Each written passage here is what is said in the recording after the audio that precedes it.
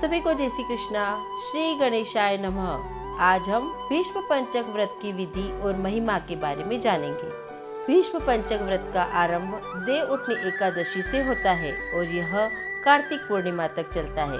इस व्रत का संबंध पौराणिक मान्यताओं के अनुसार महाभारत के सबसे महत्वपूर्ण पात्र भीष्म पितामह से माना गया है। इन 5 दिनों में हमें कुछ विशेष नियमों का पालन करना चाहिए और दीपदान करना चाहिए। भीष्म पंचक व्रत का आरंभ कार्तिकेय देव प्रबोधिनी एकादशी या देव उठनी 11 से माना जाता है और यह कार्तिक पूर्णिमा तक रहता है। पौराणिक मान्यता के अनुसार कार्तिक मास के शुक्ल पक्ष की एकादशी से पूर्णिमा तक चलने वाले इस 5 दिवसीय व्रत के प्रभाव से जातकों को समस्त पापों से मुक्ति मिलती है। इस व्रत को करके सदाचारी एवं संयमी व्यक्ति जीवन के प्रत्येक क्षेत्र में सफलता प्राप्त कर सकता है। इतना ही नहीं, इन 5 दिनों तक रोजाना तुलसी के पेड़ पर दीपदान करने से माँ लक्ष्मी भी आपसे प्रसन्न होकर आपको सदैव सुखी और संपन्न रखती है।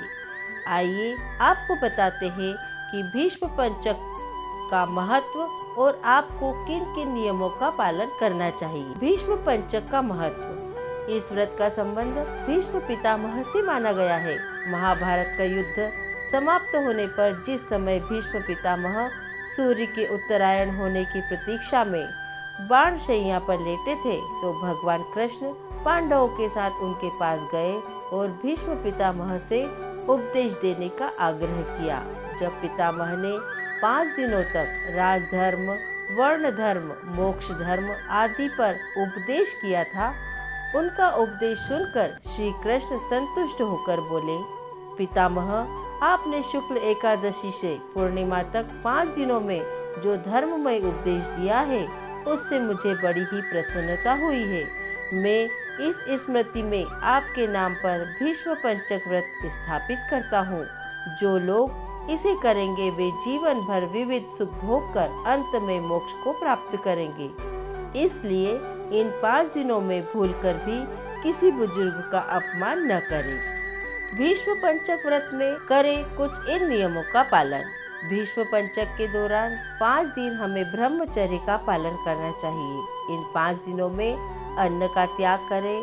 कंदमूल, फल, दूध अथवा हविष्य विहित सात्विक आहार जो यज्ञ के दिनों में किया जाता है ही वही ले। इन 5 दिनों में रोजाना तुलसी के पेड़ के नीचे घी का दीपक जलाएं। इन 5 दिनों में पीपल के पेड़ पर रोजाना भीष्म पितामह के निमित्त तर्पण करना चाहिए। इन 5 दिनों तक अखंड ज्योति प्रज्वलित करके रखनी चाहिए और गीता का लगातार पाठ करना चाहिए।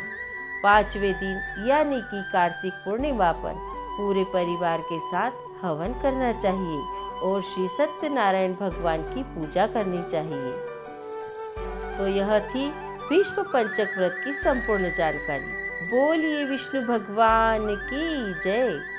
आपको भीष्म पंचक व्रत कथा की संपूर्ण जानकारी कैसी लगी हमें कमेंट कर अवश्य बताएं और वीडियो पसंद आने पर लाइक और शेयर करें। और अभी तक आपने हमारे चैनल संस्कार कथा चित्रण को सब्सक्राइब नहीं किया है तो सब्सक्राइब कर लें ताकि आपको हमारे इसी तरह के जानकारी वाले वीडियो मिल सके।